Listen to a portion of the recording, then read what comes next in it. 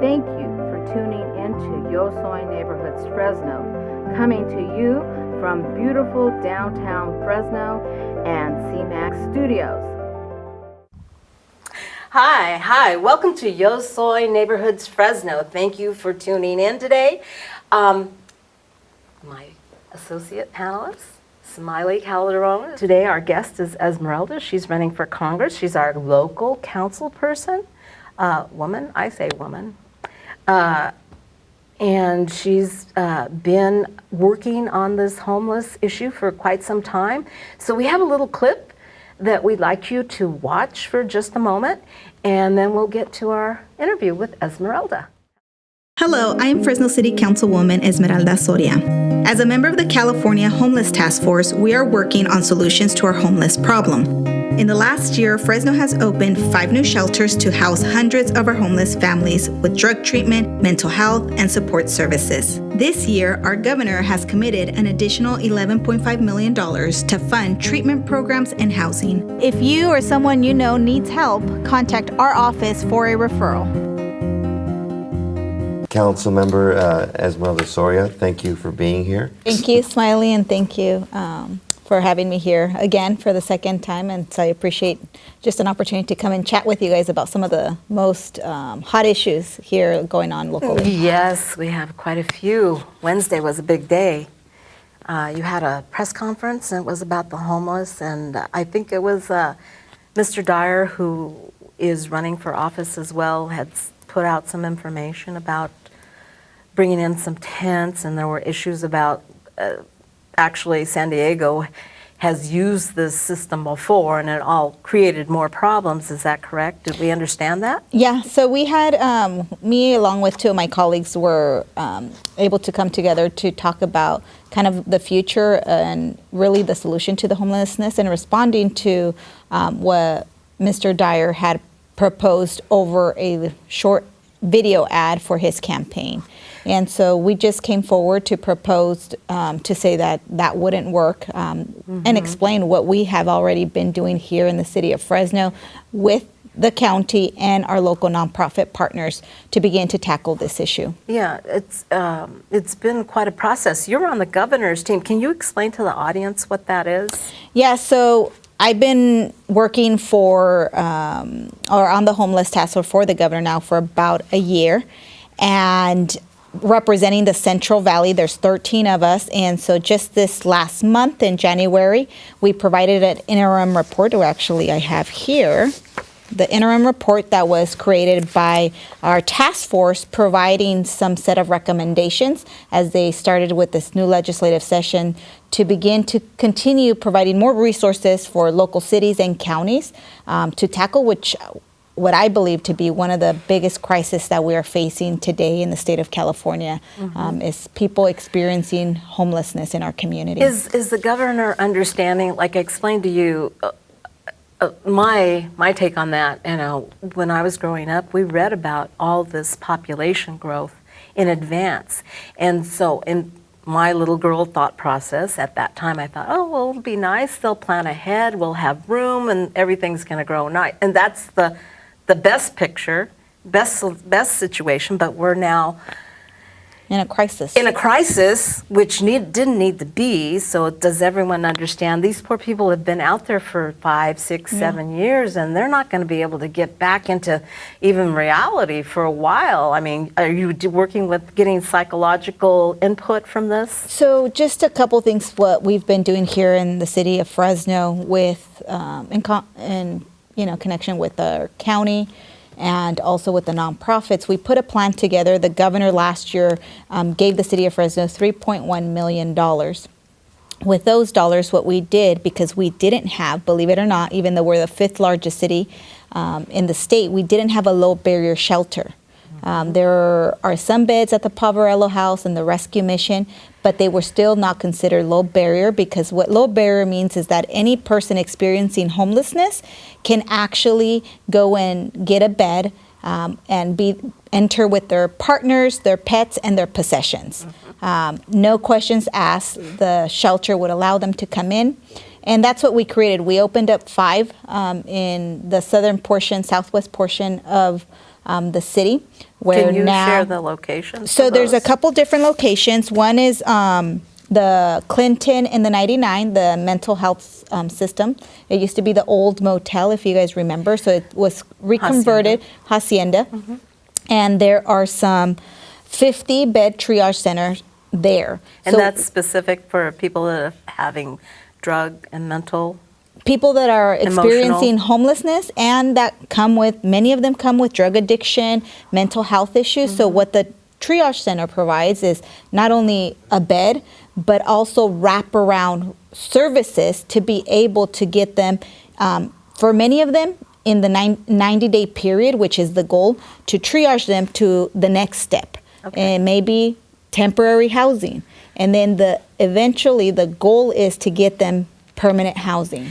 And well, during this time that you're planning, I'm sure you're accessing some numbers and some other sources that have used this system, have you? Or So yes, so the model that we have taken, there's been a lot of studies, and Barbara Poppy has been one of the persons that came to the city of Fresno to essentially work with us and figure out what would be the best solution to address the crisis that we have in front of us. And so housing first is the model that we're using. We want to make sure that people have shelter, and the best way, we said temporary shelter, but being very intentional about the way that we provide the services. When it comes to drug addiction, mental health, we also just recently announced that we're going to have a homeless jobs program. We've partnered up with Fresno EOC, which is the Fighting Poverty organization here in Fresno County, and they're going to expand on the program that they already do, bringing some of the homeless population and giving them the opportunity to give them a hand up with dignity. So Yeah, that's good. we're doing it as a pilot. So right now we'll start off with 15 positions this year, again 15 positions next year, and we will evaluate. I believe that it's going to be a success because we've seen these types of pilot programs and job programs in other communities actually be a success. Back east, they use them. For many of the folks, that this is going to give them kind of a first entryway back into kind of society. By the time they build get to some that point. some experience, and hopefully be Well, able the to thing connect them is- to a future job. Right. So, but that'll be great because then by the time they get to that job offer or interim job, they've already started getting back into training, and they're taking care of Yep. the other issues that are lingering.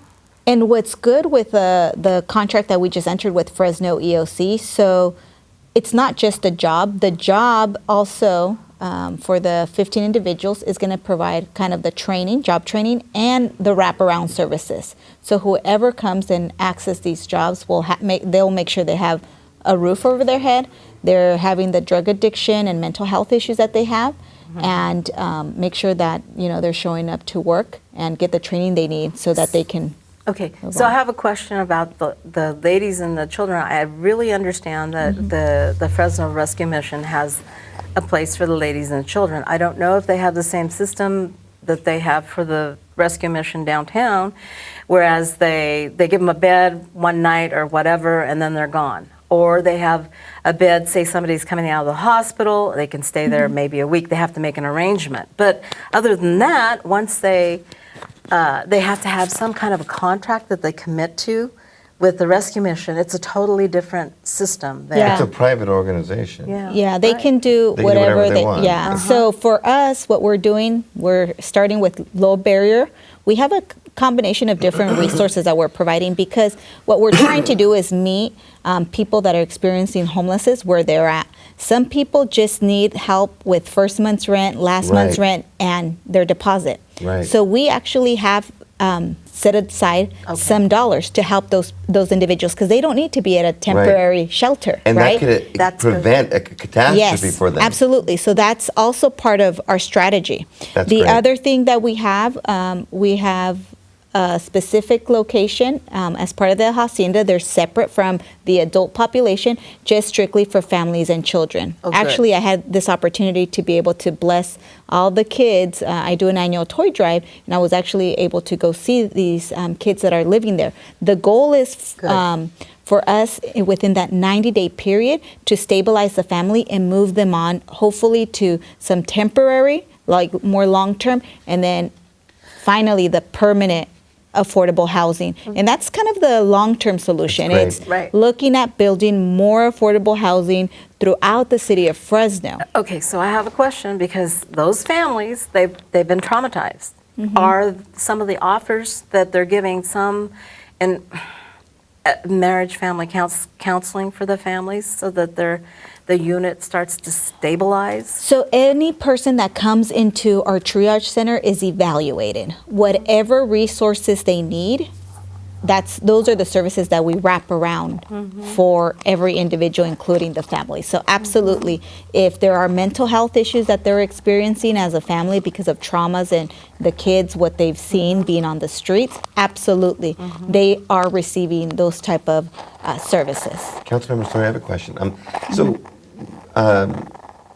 Dyer, Chief Dyer, he had this plan about these tent places. Now, maybe not for a long-term solution, that's not a good idea, but what about for a short-term solution? What do you think about that?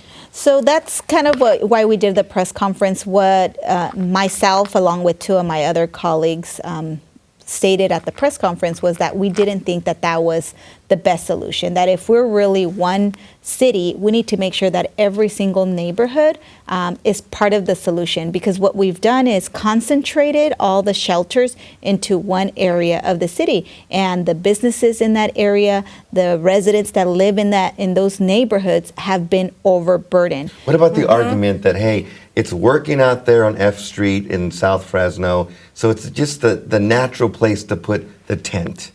Well, I would argue that it's not working because what we've also seen in other cities like San Diego, as was mentioned by Edna, the percentage of success is so low. It's probably like, I think they said 12 or 20%. We don't also- want that. There's no real success happening. What we are seeing is we're seeing tremendous success out of the models that we existingly have. 70% of the people that entered these triage centers are exiting. And think about it, we've only been in operation since this summer. So it's in a short span of time. So what we're thinking is, let's build on what we're already doing, but let's make sure that we're putting them in other areas of the city. Because if you go to any other part of the city, the homeless, people experiencing homelessness are there. They're at River Park, they're in West Fresno, they're, in Central Fresno, they're in Southeast Fresno. So we need to build those low barrier shelters and opportunities for some housing and wraparound service in those areas as well. That's great. So this has become a political issue on the municipal level, but you're running for the national level. How will you take this passion nationally? Well, so one of the things that unfortunately we haven't seen the federal government step on is prioritizing this issue. We know, President Trump has blamed California for the crisis that we're facing, but we haven't received the assistance that we need to continue to tackle the issue. Majority of the help is coming from the state. I believe the city of Fresno gets about $500,000, maybe a little bit more than $500,000 to address the homelessness issue. It's not enough. So one of the things that I hope to do is to make sure that we bring greater attention, that we lead on the issue, and that we bring more investments for this issue. Housing is big. So building affordable housing also is kind of part of the homelessness issue. And so what I want to do is make sure that we champion that issue, that we bring additional resources. For affordable housing units, the city of Fresno only receives about $2 million a year.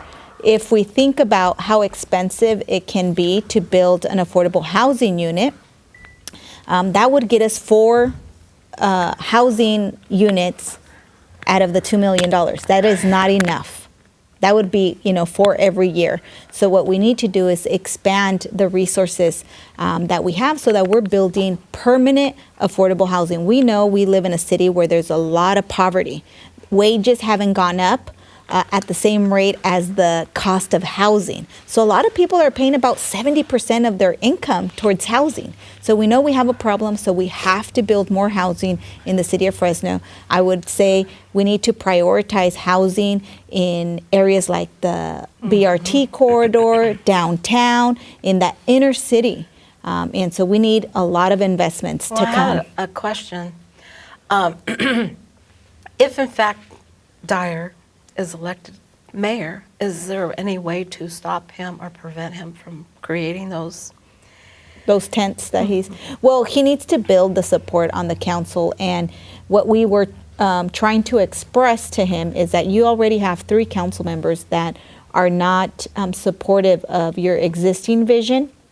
Plus, the current mayor with the county, we've agreed on a comprehensive plan together, and so we just need to continue to build on that. We made a decision to work together last year when those resources came to the city, so we just need to build on the success that is already there. Right. And you think that Jan's mayor would do things differently? Well, you know, he's expressed his kind of plan to address the issue. He's pointed to the DRIVE initiative and the economic development that also needs to be pushed. So what needs to happen is we have to have a greater vision, not only for the city of Fresno, but for the entire Central Valley. I think that we have shortchanged the community residents. We haven't done enough. We haven't focused on the real issues. That's right. And that in our valley, in our city, we need change. You know, I was going to say, I'm excited about your run for Congress. Now, correct me if I'm wrong, but if you were elected, would you be the first Congresswoman or what would this be? Yes, actually, we've never had a woman in Congress. It's about time. In the entire Central Valley. Really? Right. So from Kern Right. County all the way to Stanislaus, We have the Sanchez girls to in like Orange Merced County. County, we It's- haven't had a woman. It's time, don't you think? So, yeah, no, absolutely. Absolutely. I believe that being a woman brings a different perspective. And, you know, just to share one incident, even just to highlight how we can bring a different perspective. At City Hall, when I was first sworn in, that day I had a young mom friend who was there with her child who needed a diaper change. Her baby did. She went to the restroom. There were no baby changing tables at that time. Oh, no. So she had to change his diaper on the floor, right? Who wants to change a diaper on the floor, right? And so what I did, as soon as she told me her experience, Oh my God. I made a conscious effort to partner up with First Five. They had some grant dollars because they were trying to encourage businesses and government buildings to bring changing tables, to make it a welcoming, Absolutely. public building. So what I did, not only did I champion to bring changing tables in the women's restroom, but also in the men's That's restroom great. because men also have kids. That's right. And in addition to that, there are a lot of young moms in our building that we want to encourage them to breastfeed their Yes. kids. So we created a breastfeeding room so that they didn't have to go and pump in the restroom, in privacy. Good. That's great. So it's like those kind of perspectives that I believe are valuable Yes. to the policy conversations that take place on a daily basis at every level of government. Absolutely. Yes, we need I think to it'd be refreshing to have a woman in office. Central Valley. I came from Orange County, where we had dual sisters. You remember Loretta yeah. Sanchez, Yeah. right? I spent a career at Chapman University, where she was a graduate from there. So we always talked about her and just her record, and it was just amazing. Great lady. right? A strong Yep. woman. It'd be great to see that here in the Central Valley. No, I think it is great. I think it's also important for our young women in our community to see someone You're an that, example. Yeah, Absolutely. because what I tell a lot of my students. I'm also a professor.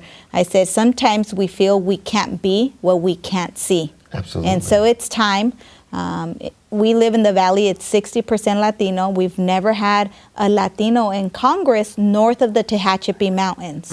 Think about it. So north of LA area, we've never had a Latino in The Congress. Tehachapi is Bakersfield. So, That's Southern yeah. California. So the person you're running against, Mr. Costa. he's not Latino. No.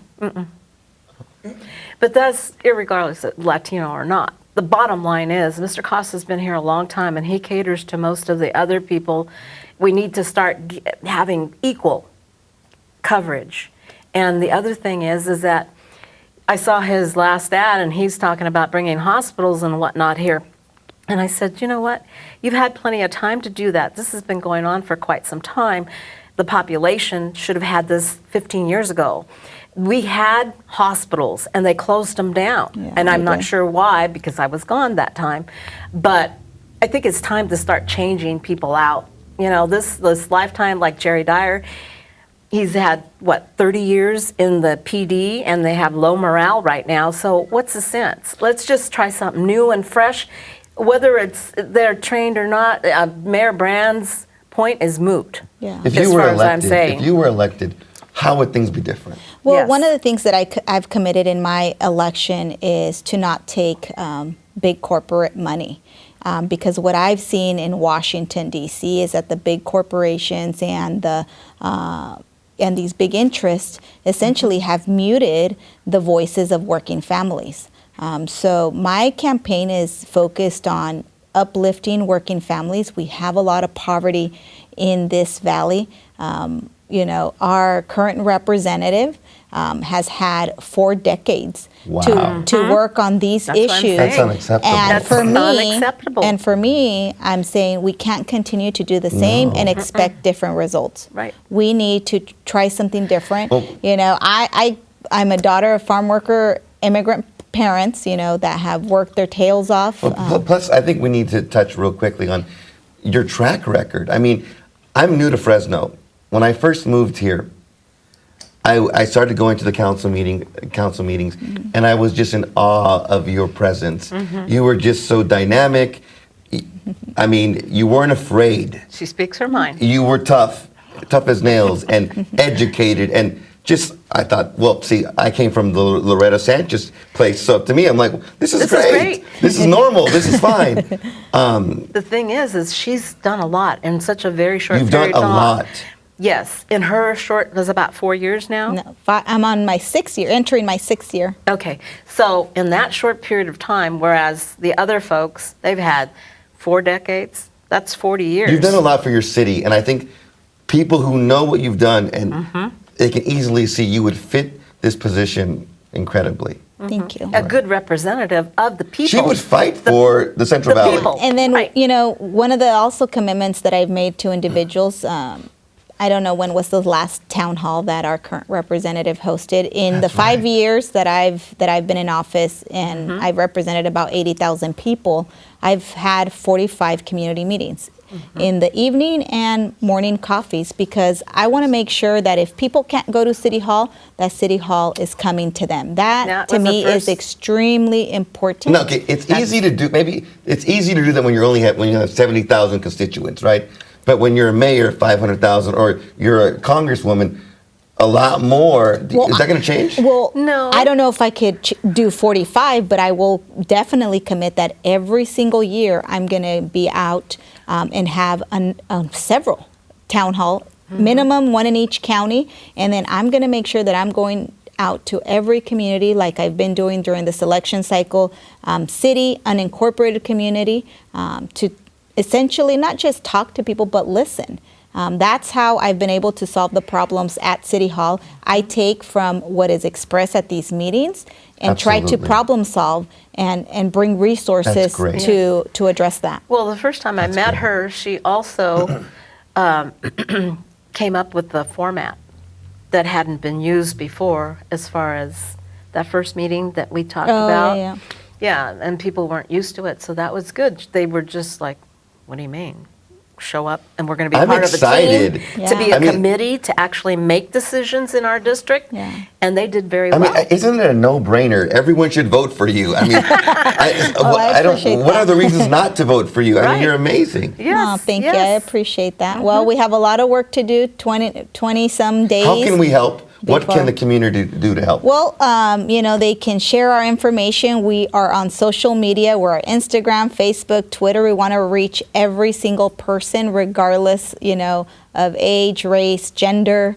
We want to make sure that people know who we are, what we are about.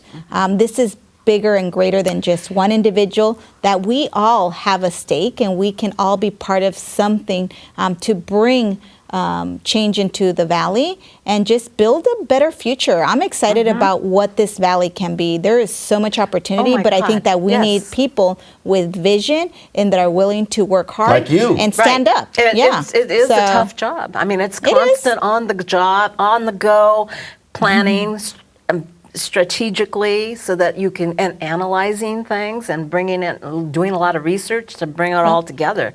It's just not a one-day thing. It's like you're probably not getting much sleep, are you? Not nowadays. What's that? You know. I'm like, I can sleep after the primary for a little bit, and then we're on to November. But we want to encourage every single person also to make sure they check their ballots. Fresno County is unique in this election cycle. They adopted the Voter Choice Act, which means that every single person actually is going to get a ballot in the mail. They're going to have about 11 days to vote because there's voting centers that are going to be open not just for Election Day, but actually for 11 days. And there are boxes out there, drop-off boxes in various places in the neighborhood, not too far from here in the tower. Right. We have one right on with Sean and Olive. So people have more ways to vote. That's great. We're hoping that this will provide every single person an opportunity and access. So we're trying to make it easier, and so we want to encourage every single person to get out and vote Just so before you know, March 3rd. We've you. been running that clip already, showing Good. all the addresses. I began that at the beginning, well, the last of January, because Good. it was a little bit different. I have the addresses and everything there. So we're going to continue to do that. No, that's And also, I found out that for the homeless, they just have to tell the cross streets and they'll still let them vote. Yeah, and actually you can show up the day of, register to vote, and vote. You'll probably vote provisionally, but you It'll can be still, counted, right? yeah, you can still vote. So Well, we- more ways to get involved and to make a difference in this Right. election. It's Good. so critical. So your next big town hall will be when? Our next for community meeting for the council probably later in March, early April. Okay. So we're going to be hosting some wonderful things. Every year I also do a Women's History Month event where I recognize outstanding women doing phenomenal things in my area. And so we're going to be hosting that in March. So we do have applications out there. So we want to encourage the viewers, if you know of phenomenal women in the area, Can in we District nominate you? 1. Now, I want to recognize other women because I know that there's phenomenal women out there, but we want to encourage viewers to submit an application. We'll get to recognize about 10 of them in different areas. That's Yeah, great. I want to encourage. Super. Well, we really appreciate you coming into the studio so that we could talk about the homeless issue and whatnot and your run for Congress. And please let us know what we can do to help. We wish you the best. Thank you. And Absolutely. We're excited for you. Thank you. I very much enjoyed my time here. Invite me any other time you want. Thank you. thank you for tuning in to Yo Soy Neighborhoods Fresno, and watch for Esmeralda Soria's information out there. And let's get Fresno on the move. We have lots of work to catch up on. 30 years. Right? Thank you. Bye-bye.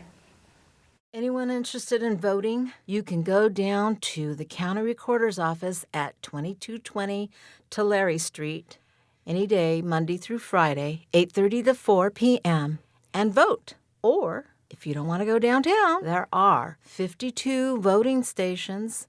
We have a list. I've placed it on Yo Soy Media Inc. YouTube for you to take a look at.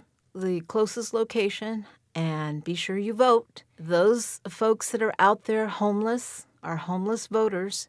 Yes, you can vote. Remember to state the cross streets where you spent the night and let them know you're homeless, and they will allow you to vote at any of those 52 voting stations. Again, some are open 11 days, some are open only for 4 days. If you can't catch any of those stations, you can come back to the county recorder's office, 2220 Tulare Street, on February 22nd, and you can place your vote. So let's get out and vote. Thank you for tuning into Yo Soy Neighborhoods Fresno, coming to you from beautiful downtown Fresno and CMAX Studios.